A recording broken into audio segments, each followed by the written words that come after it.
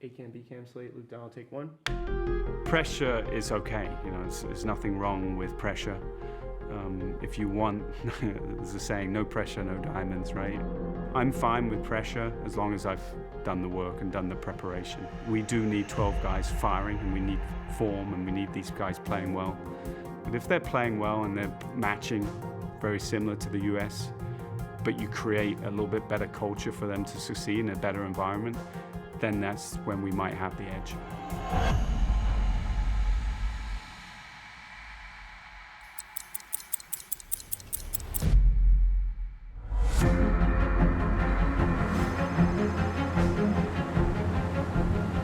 Today we'll find out the 12 players to represent Europe at Bethpage Black. The biennial contest as continents collide. Europe versus the United States. One of the great sporting cities in the world of New York will be the backdrop. This is a big step, obviously, in the journey. We knew the 6 automatics for a few weeks now, but to round out the team and have 12, and then now we can go forward, you know, as one team and get them all up to speed with the messaging and everything we're trying to achieve is really important. So, big day today, announcing that 6, and really, really excited of how that team has turned out.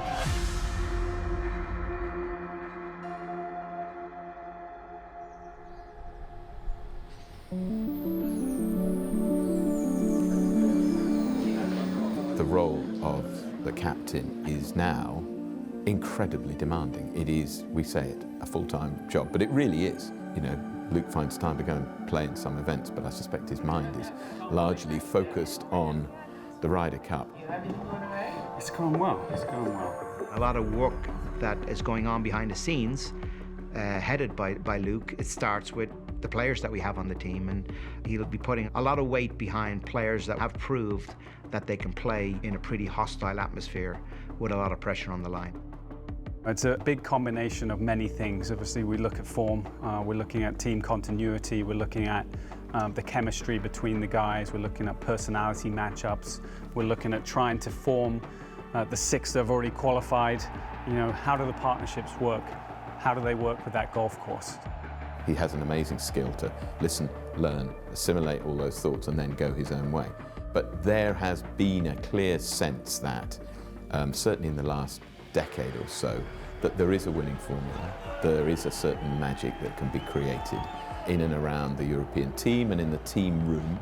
The winning formula for every team to win a Ryder Cup revolves around your top players. And if you can get a big haul of points from your top 3 or 4 players on the team who play the most matches, that's how you break the 14.5 points that you need. That's what we did so successfully in Rome. That's going to be key going into Bethpage. I think each captain brings his own style and adds to that and adapts. But certainly I feel we've been fortunate enough to achieve the success we have because there is something that the players and the team draw on each time the match is played. Luke was the first captain ever to give me a call and task my mind and, you know, what he was going to have in store.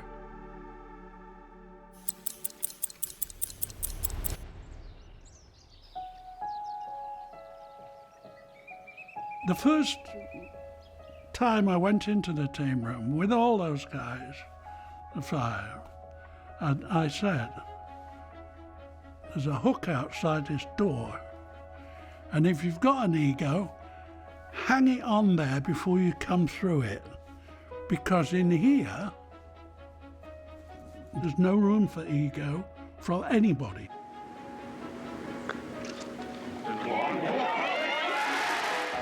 Everybody was kind of relying on those top 6 or 7 players, so many of us had to play 5 rounds, which is really tiring. You play 36 holes, 2 days in a row, and then the singles. I mean, you were exhausted at the end of the week.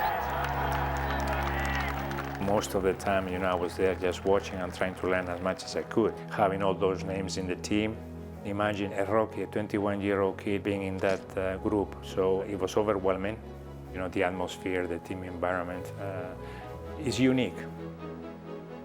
Being paired with Seve made it even more special. When we were on the golf course, we had similar mentalities, or at least we saw the game of golf in a similar way. The chemistry between the two of us, I think, helped us to do so well. It's the first time Seve and Ollie together, Ryder and Lyle, Faldo and Woosnam. They could have beat them on their own that week, the golf they played. I played the first morning with our Clark. I didn't play again to the singles, and I didn't care. Just watching what was going on, this golf that they were playing was just magnificent. Yes. Well, he has certainly put it well all week. I mean, Jack Nicklaus was my hero. He designed the course, he was captain, but we were good.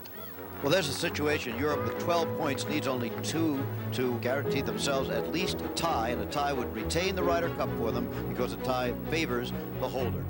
The thing is not to be shocked by it and not to be moved by it in any way but a positive way. And now Darcy has this to win the match.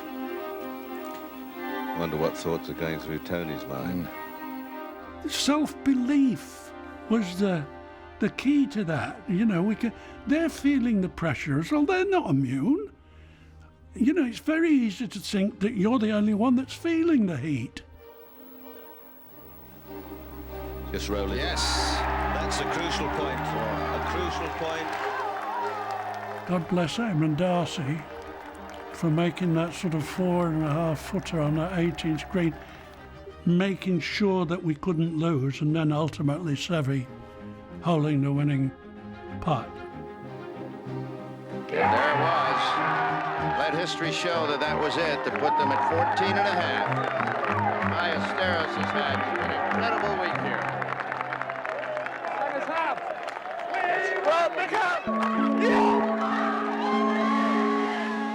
Being a rookie, winning away, well, is it all that special? Well, you don't realize that, but obviously for all the big names, the big five and the experienced players that played Ryder Cups before, they were very aware of what we had achieved. You could see that in the way we celebrated, in the joy that the team had afterwards. I'd seen and endured a lot of the losses myself. And then to see this confidence come and take the place of the bravado that was it. It was never going to get any better than that. It's the greatest week of my life, Ed. I can't tell you. It's just can't speak.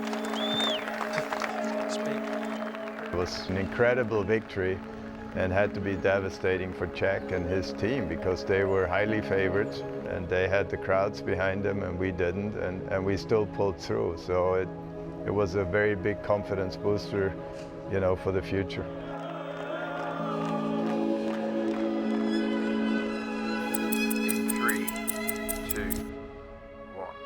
Without further ado, we should welcome our captain, who was led by example both as a player but also in the driver's seat.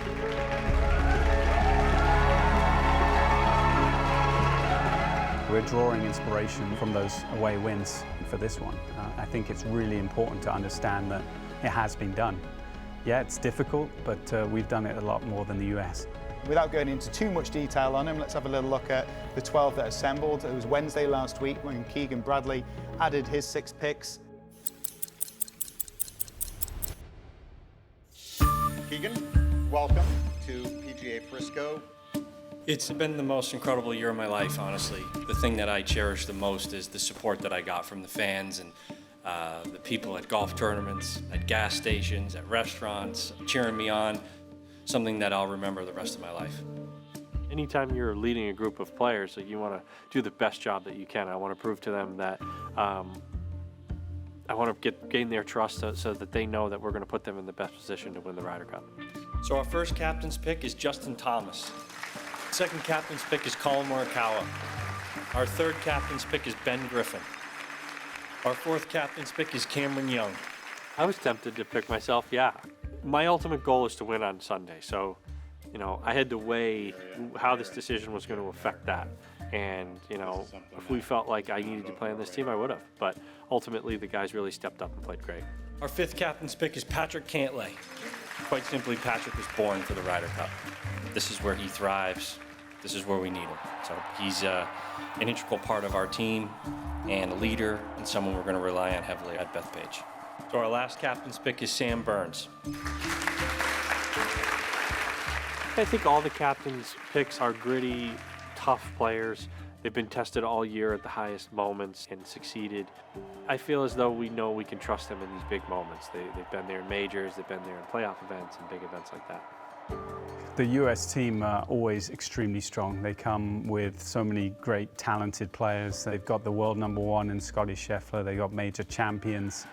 I think the worst ranked player might be 22nd in the world. They are stacked. They're a strong team. You never underestimate your opponents. Them playing at home in New York, they're going to get a lot of support. It's going to be a very big challenge, but hopefully we're up for it.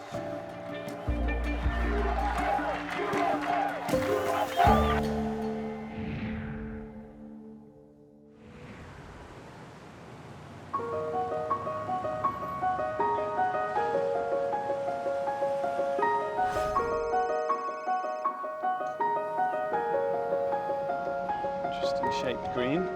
The Americans generally set up the golf courses in a very similar way. They like it pretty open. They don't like tight fairways. And they cut down the rough. They don't want big, heavy rough.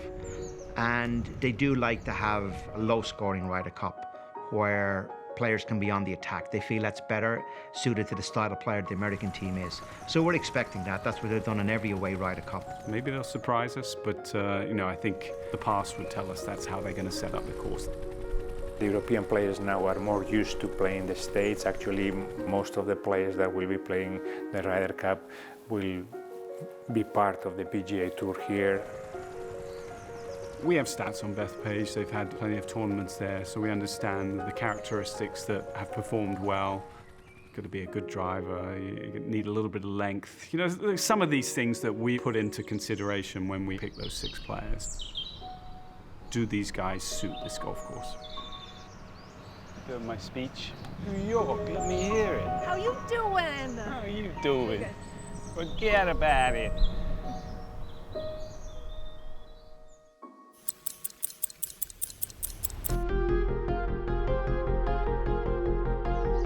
Rather than keeping them waiting, let's get stuck into it. Your 6 captains' picks. Luke, please give us the first one to represent the Europeans. Yes, pick 1. First up, we have a man who thrives in the biggest stages and whose passion for the Ryder Cup is second to none. My first pick is Shane Lowry.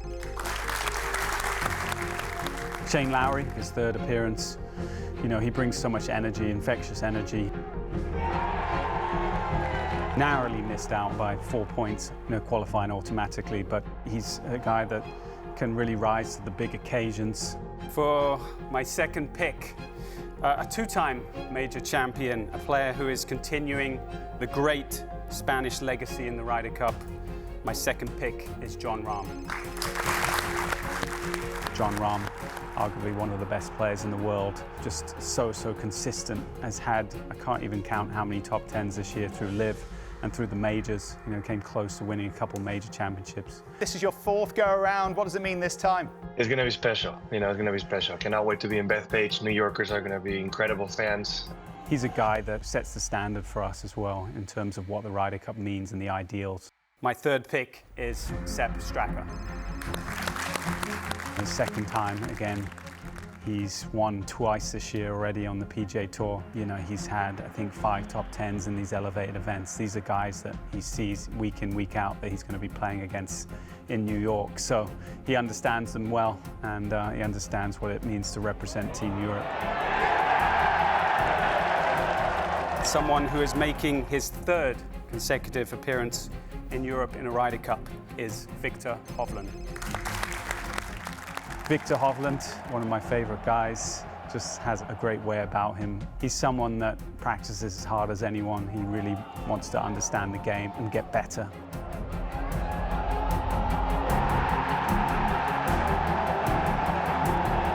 We have Ludwig, his partner from Rome. Ludwig, again, has gone from strength to strength. He showed what he could do during that Ryder Cup. and he's gone on to win many more times since then. He's one of the best players in the world. It's my 6th pick, someone who is representing Team Europe for the 4th time, Matt Fitzpatrick. Matt Fitzpatrick, arguably in as good a form as he's been in a long time. Obviously a lot of continuity from Rome. That's unusual to have so many people coming back, but just shows how good these players are. We have a great team. They know how to represent that badge on their shirt. Very excited to be their captain. Look at those happy, smiley faces, Luke. Ladies and gentlemen, these are your 6 captain's picks. Those are fun parts of a captain, giving them the good news. You want to see their faces light up and they understand how important it is to continually play Ryder Cups and not only continue their legacy, but also, represent what Team Europe represents.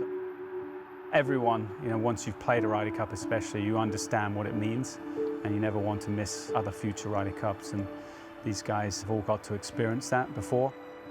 And so they were very eager to try and make this team and very happy when they got my call. Performance of your top players is key, absolutely key. I'm not saying we're going to win in Bethpage because it's going to be incredibly difficult. But I will say that we will probably be the best prepared away team that we've ever had going in. And it's a question of, can we deliver? Can we deliver in that hostile environment? Can our players deliver to the high levels required to get the 14.5 points? Mr. Donald has said how hard it is to win away, but it's not impossible. We've shown it before. It'll be a clear focus. I think the captain himself was on 2 teams that did win away. We have a lot of great memories and experiences to draw from. The miracle in Medinah in 2012 was a miracle. I still don't know to this day how we ever won that Ryder Cup.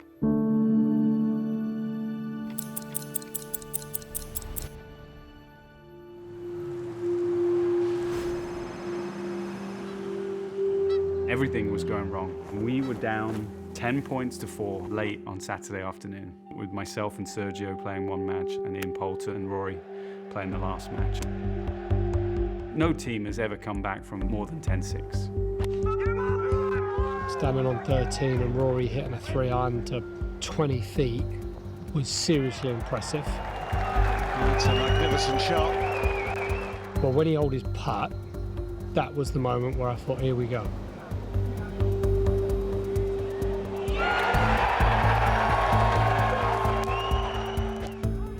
Tiger steps up on 17 and hits this amazing 7-iron to about 5 feet. Thousands and thousands of people around it, and you're thinking, oh my God, every golfer thinks about the worst and what could happen. But it was just such a blur, that moment. But then I stepped up last and it just felt good. I just felt good over it. It was one of those moments where I'd say you were in the zone. And the ball dropped down to 2.5 feet inside Tiger. Oh, what a shot, Luke Donald! Oh my goodness gracious me! We halved the hole, stayed one up, ended up halving 18 and won that match. Disappointment there for Strickland, disappointment for Tiger Woods. And then Poulter did what Poulter does. 16 snaky putt coming back down the green. Cheeky downhill, left to right, right to left putt. Drops in the left side. What a putt from Poulter! That's when the emotions kind of start at that point. The last was the last. You just got to make birdie. That was the time where everything goes in slow motion. We can secure this match. We've taken a big chunk of their adrenaline and their fan noise away right at the end of a day which was going so perfect for them. Poulter is a prince for Europe. Can you believe it? 5 birdies in a row. Playing with Poulter and winning that match on Saturday evening, the whole thing was just absolutely incredible. Good morning, and welcome to the Medinah Country Club for one of the most eagerly awaited days on not just the golfing, but the sporting calendar, the final day singles and the Ryder Cup match. Very quickly, one match after another turned to blue. All of a sudden, the momentum from the previous night was extended with getting early leads in a lot of these matches. Oh, how about that to start? That is just Seve-esque. It was just incredible how one thing led to another. This is beautifully judged. It's going in! And that's the third chip-in by the Europeans this morning. Just an amazing, amazing day. I had the ear thing, and Darren was on the radio following Martin on 18th green. He said to me, well, Martin is ready to hit the putt. And I couldn't hold it. I took my ear back off and I started, walking around, looking at the ground, waiting for the noise. On the big screen, I saw the score and I realized I will have that putt, that Europe will retain the Ryder Cup. And that was all you need sometimes, in golf, that you have, it's all up to you. I was excited, I was nervous, but I was not shaky. This to retain the Ryder Cup.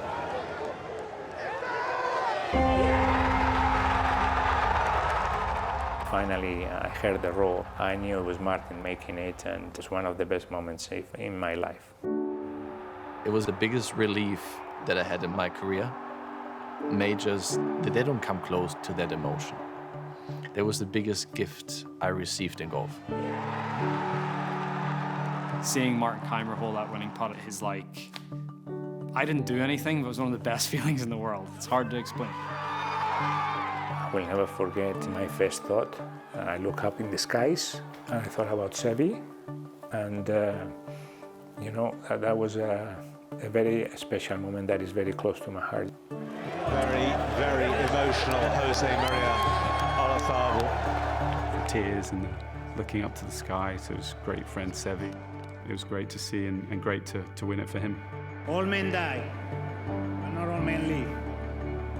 And you made me feel alive once again this week. It has given me very emotional moments that fulfill my life in a way that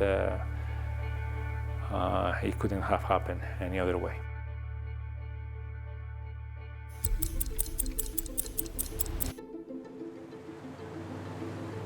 Luke Donald's merry men will head across to the Big Apple to do battle with the United States, looking for some history and looking to bring this Ryder Cup back to European shores. It promises to be quite the clash, and as always, we know you'll be there. We'll see you at Bethpage Black.